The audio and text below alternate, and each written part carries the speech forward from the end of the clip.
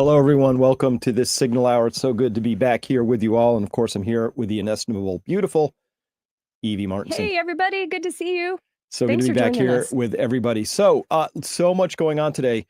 This is a really big episode. Obviously, huge things are underway. And I believe that we're in the middle of an actual revolution, one that's going to bring us, I believe, to new freedom, but it could get dark and kind of hairy first. And this is going to be the shattering of old belief systems, the way that our country has been organized, the things we've tolerated, the things we've put up with. We're all leading us down into this cul-de-sac of less freedom, tagged, bagged, basically human livestock cattle. And we were treated so poorly. So we're going to get into that today. We're talking today about battle lines, good, evil, RFK, what he just came out and said, what Trump has said. And Nick, we're going to have to probably pull this off of YouTube at some point because we're wading into vaccines and all the stuff that just came out recently. Both data, it's real data. It's from Yale University. So we know, of course, YouTube will probably censor that because it's actual data that could help people live a better life and understand what's happening. So we're going to have to get to that. And do you mind pulling that over just a tiny bit so I can see the chat? Sure. Let me just make it a little bit smaller if that helps, because I like to have things centered under the there. Can you see? Oh, a little more. Yeah. How's that? Thank you. All right. Very good. So let's get started with this program. People tend to pile in, so we're just going to start with a little bit of framing up front, Evie, which is this. All right. Oh. What we got? All right. What you got? I don't do left-right anymore, and I hope other people don't. Left-right it's my team versus your team. It's the blue team versus the red team. And I see a lot of people, Evie, that are stuck in that left-right paradigm framing. They're really mad because Trump, right? Yeah. And they're really stuck on the blue team to the point that they've lost the ability to perform some basic functions. And I count doctors in this group. Yeah. I count politicians and very well-educated people. In fact, the more well-educated somebody is, the greater the chance they're caught hopelessly in this left-right paradigm. And they will do awful things. They will betray themselves, their families, their children, their friends, their colleagues in service to making sure that that their team is scoring points or something. I don't know. I mean, it does feel like the team. I was saying that the other day. I feel like we have this allegiance to whatever team we've chosen, and regardless of what the leaders of that team are saying or doing, somehow that's relevant. Yeah. The content is irrelevant. The facts are irrelevant. So I agree with you on that. I mean, you not just left, right. I just caught you in a tizzy the other day because you were at the breakfast table and you were looking at Facebook. Yeah. It was a dark tour for you, wasn't it? It's kind of like ground zero of awfulness, isn't it? Okay, it was a ground tour, a dark tour, and here's why. So a lot of the people that were in my life when I was growing up, people I went to school with, people I went to college with, people I spent my early days with, and then also family and, extended family and such, I see all of their posts and they're all really distraught, very upset, angry, violent, in their words, and completely just in a total breakdown over whatever's happening in the world. And they can't really point to it. And there's no way to have a factual conversation. I agree. And I think it's because of this, what Jeff is pointing at here, which is, he says, I agree, Chris, this is like the Renaissance after the plague. And the reason I think that's relevant here, Evie and everybody, is because this is a shredding of ideologies. This is a breaking of belief systems. So the Renaissance was coming out of the Dark Ages, and there were that was the Age of Enlightenment. And you can imagine, Evie, the number of people that were fighting that tooth and nail, right? You think the world is round? We're going to burn you at the stake. There was people like, what did they say in science? Ideology going on. It was Niels Bohr said, science advances one funeral at a time, right? That's a good one. Well, it does, because people cling to their old ideas, right? The doctor Semmelweis, who figured out that, hey, you know what? Maybe we shouldn't, go straight from autopsies rooting around in the innards of dead people to live births without washing our hands first. Made a lot of sense. He understood the communicability of diseases, worked it out even pre-microscopes. I don't know that they had a good sense of microbes, but figured it out, right? Mm-hmm.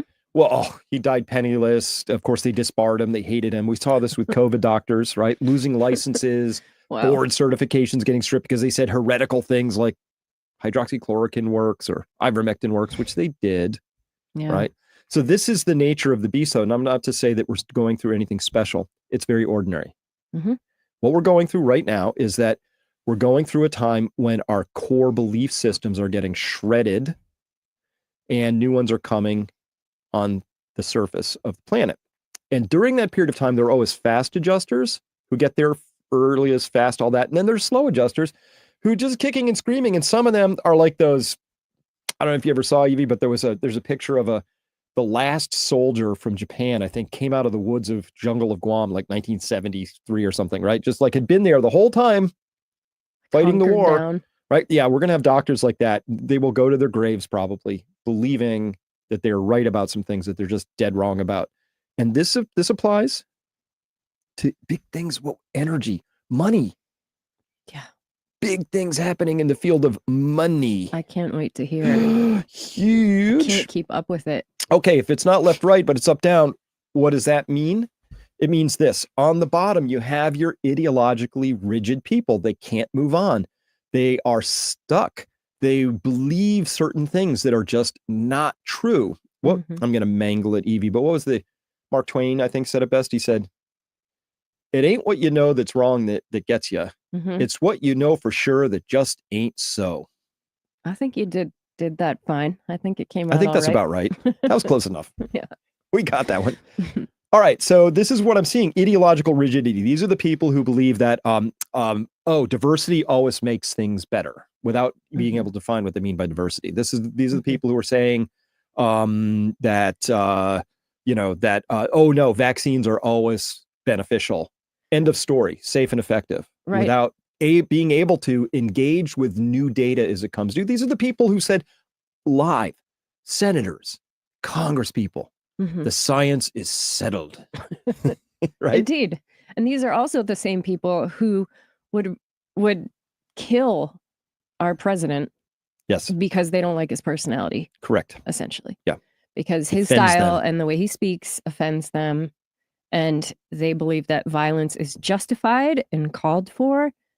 And they don't want to have anything scrutinized. They don't want to have us look at the books and balance things out. It's really off the reservation. Yeah. And very quickly, we are going to have to cut this feed at some point. I got two pieces, but then we go into, Evie and I will talk about where we are on the vaccine issue. We're going to have to cut the YouTube feed. So if you're watching there, remember, you can find us at x.com. This is live on X right now. It's live on Rumble right now. And of course, if any of that confuses you, you go to peakprosperity.com front page, and there you'll see a little tile. There's all these different pieces of content that we have going because we're a content-rich website. And at the top of that, you'll see Signal Hour. Click in there, and there's a live feed going on there as well. So any of those will get you there. So if what's the opposite of ideological rigidity? And it's going to be integrity. With my definition of integrity that I stumbled across, was given to me by Peter Gallant, rest his soul.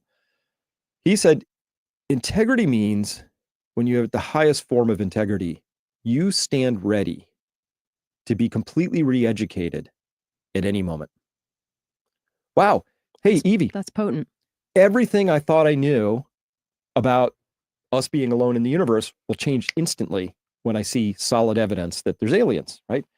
And that's okay. I'm not going to be threatened by that. I'm not going to struggle with the idea of like, oh no, my whole lifestyle you're going to believe your lying eyes is requiring that not to be true. So let me struggle with it. I'll just go, oh, okay, and move on, right? So that I practice that ideological flexibility all the time because you have to be able to step into the other person's shoes to begin to know how to frame it correctly. And so I do that. It's true. You see I do that all the time. I watch you go and read the exact opposite of what you might have been studying just to find out what they're saying and to take it on from that point of view, which I think is what makes you a good reporter, a good journalist, a good information scout. Thank you. I'm trying to find something here, which I think sort of points that out a little bit. There's some great comments going by too.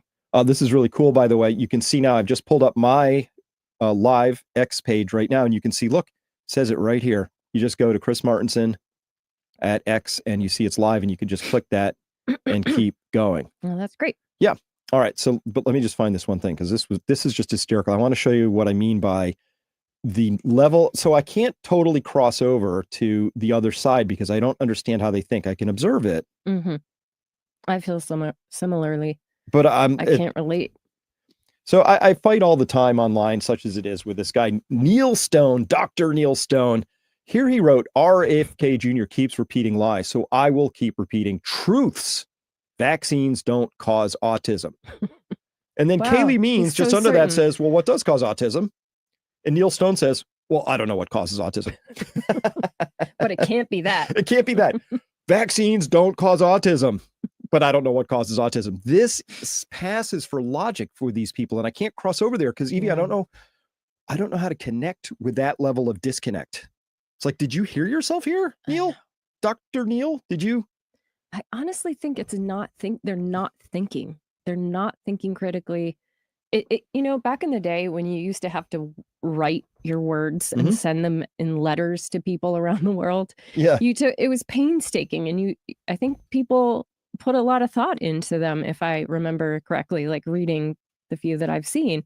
And a lot of individuals really prided themselves on having wrestled with ideas and come to a place where they really have understood something in every way that they know how. I don't think these people are capable of doing that. I think it's just like rote, like muscle memory, brain sort of on autopilot place. You know what I mean? Yeah, well, I think Browse the Web is catching on here, but so what?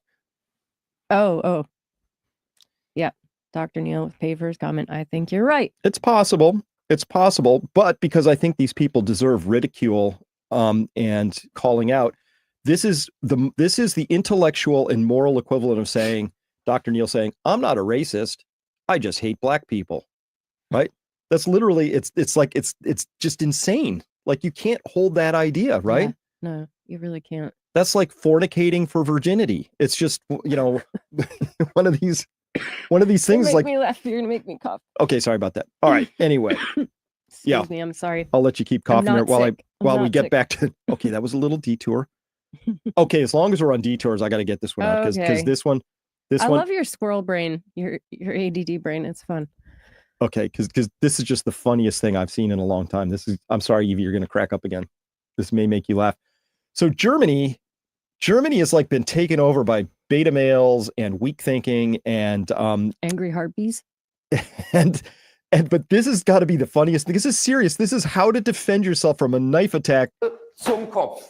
Ich treffe den Kopf und die Augen. Is this real? Yes, it's real. Und ich schlage zum Kopf. Ich treffe den Kopf und die Augen.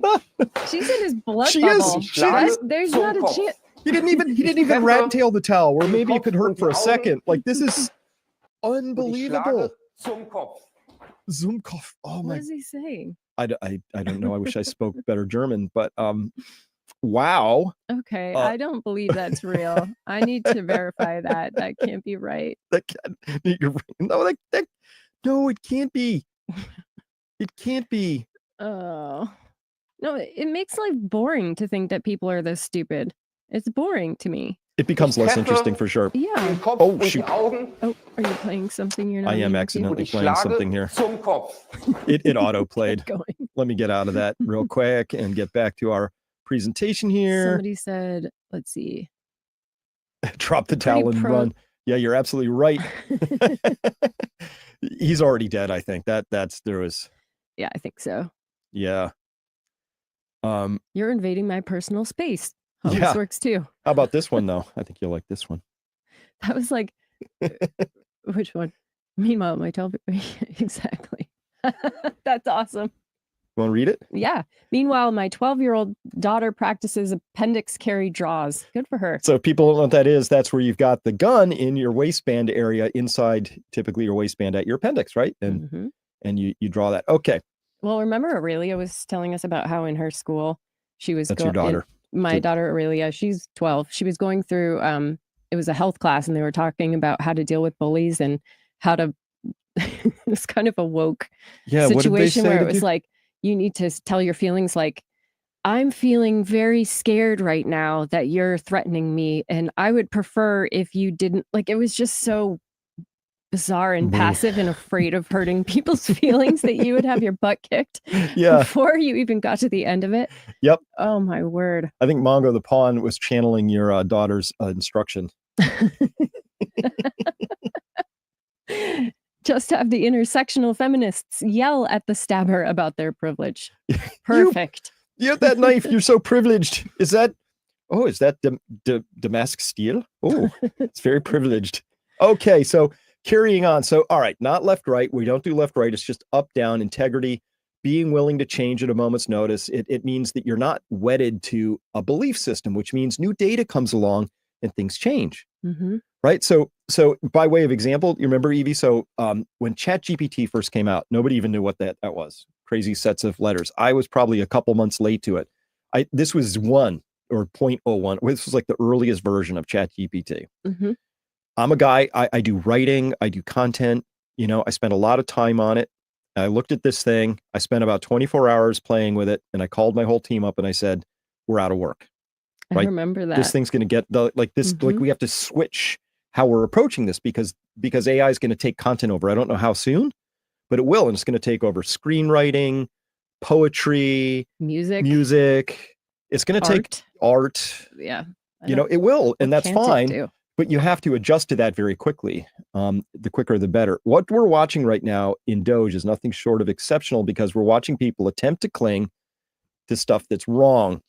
Perhaps one of the most exciting moments to me, and we're going to listen in on this. Let me make sure I got the volume levels up properly on. It looks about right.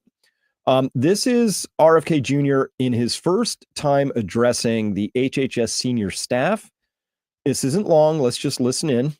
This is exciting. Last Thursday, President Trump signed an executive order to establish the MAHA Commission to study what has caused the precipitous decline in American health over the past 2 generations. So we will convene representatives of all viewpoints to study the causes for the drastic rise in chronic disease. Some of the possible factors we will investigate were formerly taboo or insufficiently scrutinized.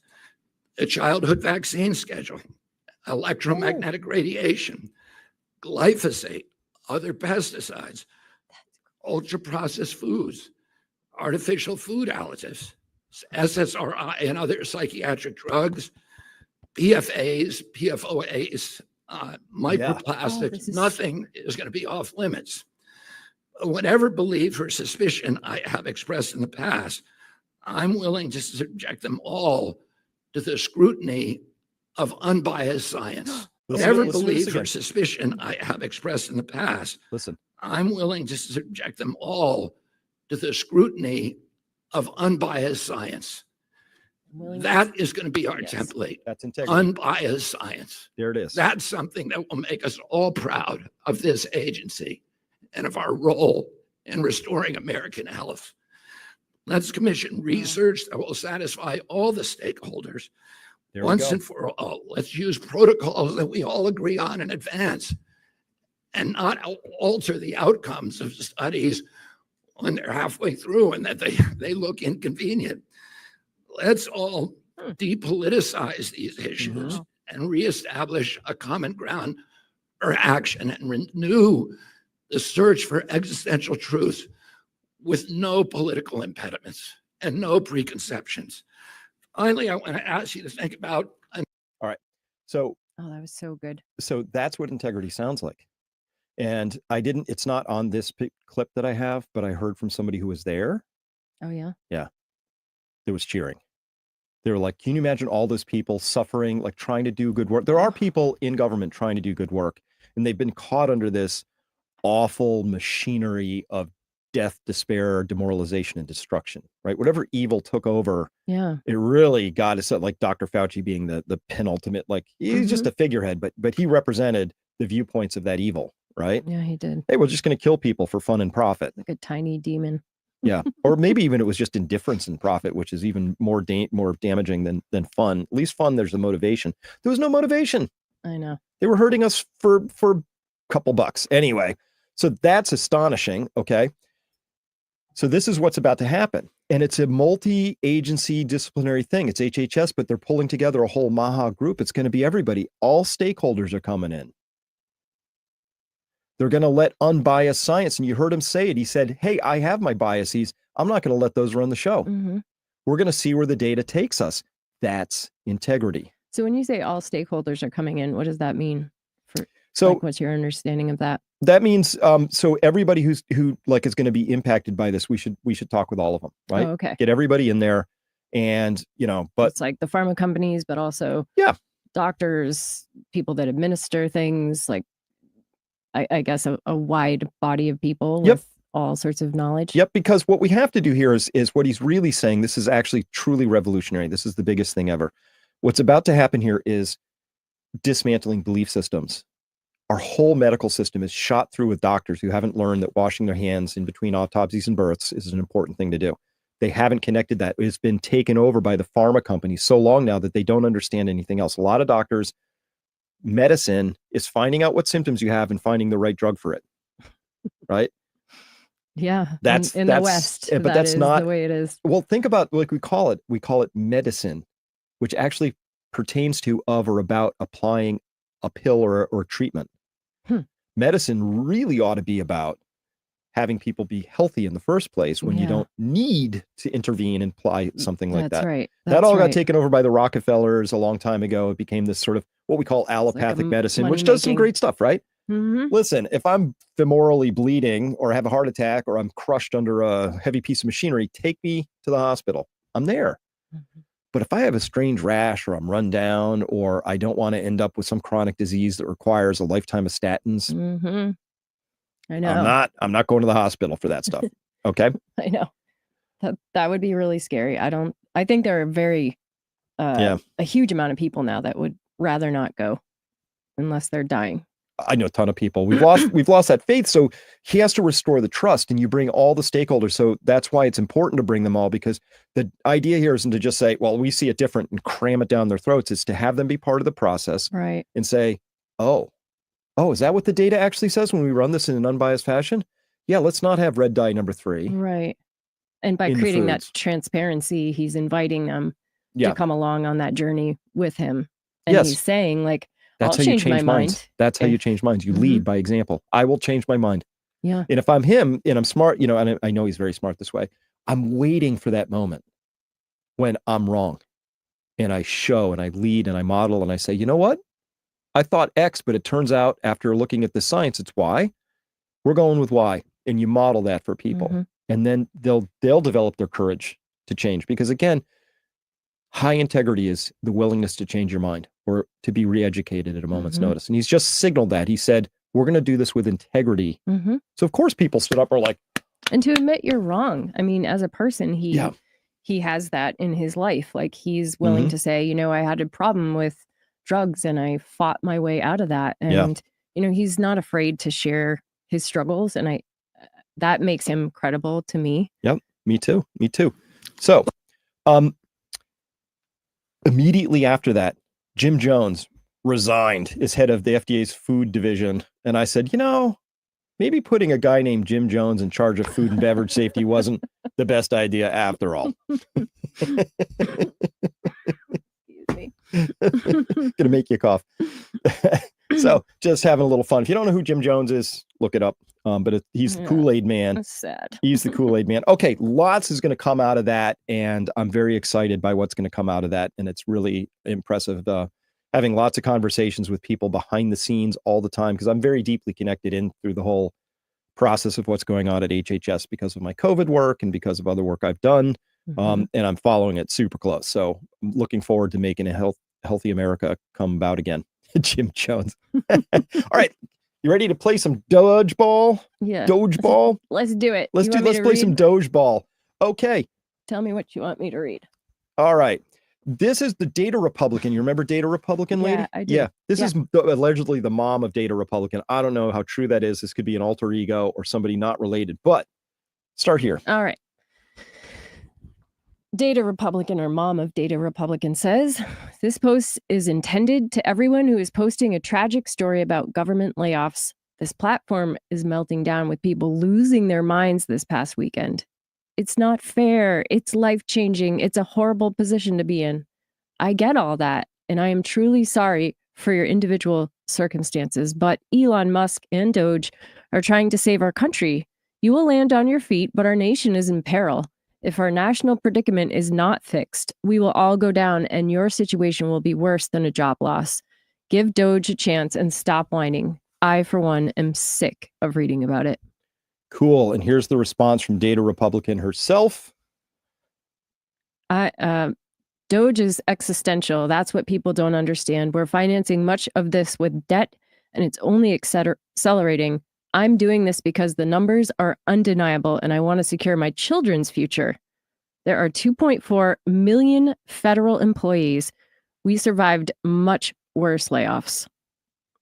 And there's a whole chart there. Yeah, showing that 6.2 million were unable to work because, we had to close them down because of the pandemic. Oh, yeah. Well, that was 6.2 million. CBS wasn't wringing its little hankies out over those people. There were no sob stories. But now all of a sudden, because it's government workers, this is like, oh no, you've assaulted the holy prior.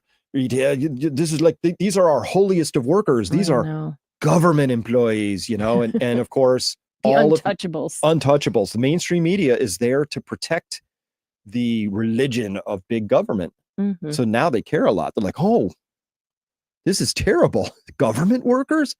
Yeah, government workers. So as a reminder, this is my work in the world. I do this all the time. We have too much debt in the system. That green line is total debt in this country, $100+ trillion, money supply growing a lot more slowly, GDP growing a lot more slowly, and the government debt, of course, unsustainable. It was going to break everything. This is simple math. Mm-hmm. It's just math, nothing personal. This is math. This was going to break. And the point was, is it going to break on our terms or some other terms? And what we're seeing now is some people in government who finally can do simple math. And they're saying, wow, we better do something about this while we can. That means we at least get to steer the outcome, or we just pretend it's not a thing and we wait until the whole thing just breaks on us in some chaotic, uncontrolled, unexpected fashion, right? Mm-hmm. So finally we have adults in the room. That's what's happening. And here was, I forgot to pull it in.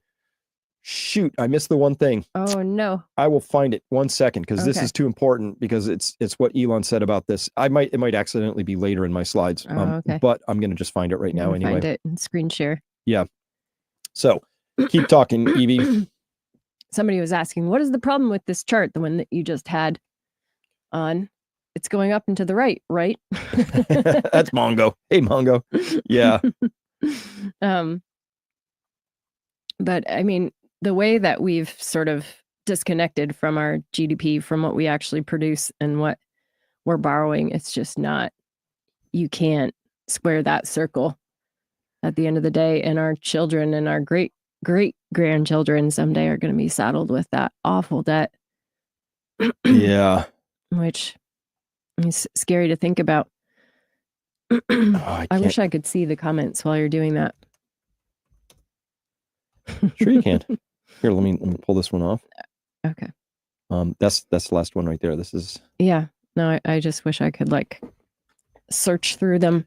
I'm on the other side of the studio, so Chris has control over all of that. But yeah, it's been a wild ride to be hearing about all these things happening, and I'm actually grateful that you do these these signal hours, because it helps me catch up on these things, because every moment that I step away from what's going on, it seems like 10 things happen in the interim and I'm somehow behind, which is crazy. That's why we keep doing these, because things are moving so fast. This is a revolution. Things are moving so fast. Yeah. It's going to be exceedingly difficult to just keep up with all of this stuff, right? And I got to find this because this is important. And the reason I'm spending so much time searching for this is because it really captures what I think is going on behind the scenes. And I love how transparent Elon is, because he just tells us what the heck is going on. Exactly. While you're looking for that, Edward Hall says, train your kids in all kinds of things, working on diesel trucks to computer programming and welding. I agree with you, Edward. I think it's so good for us to offer our kids as many sort of skilled trades that they could get involved in, even if it's not their full-time thing. It's a hobby for now, but I think it's going to be invaluable to have multiple things that you could use to create an income stream and to make yourself a valuable part of a community. Holy schmacklers. Nick Elon said, posts a lot. You will have one egg and you will be happy. Yeah, what's going on? The whole chicken debacle is kind of a crazy nightmare. Well, why don't you tell people what happened to our chickens? Because I think I smell a rat. So, all right. So we've had our chickens, Chris and I collectively have kept chickens for many, many years. And this last year, our chickens are now 2 years old. And we went away on our honeymoon. And when we came back, we basically had no eggs from the end of October to, I don't know, like beginning of February. Like it was a really long time. And we had changed their feed to an organic feed somewhere in the middle of that. But we don't put lights on them because we don't really need them to be producing full bore. Because I think at the end, when you do that, it uses up your chickens' sort of reserves of everything, and they end up needing to be replaced sooner. So we're not sure what's going on, but it's so unlike chickens to completely stop. Like usually it'll slow down in the wintertime, but you're still getting a handful of eggs here and there. We got absolutely none, which is just zero for months. Very strange. And I don't know, just having kept them collectively, like you've kept them for what, 20 years? I've probably had chickens for 10, and I've never seen that, which is just so interesting. So if anybody has any ideas about that, it's definitely not the feed. They don't seem to be sick. So it's just a weird thing. Yeah.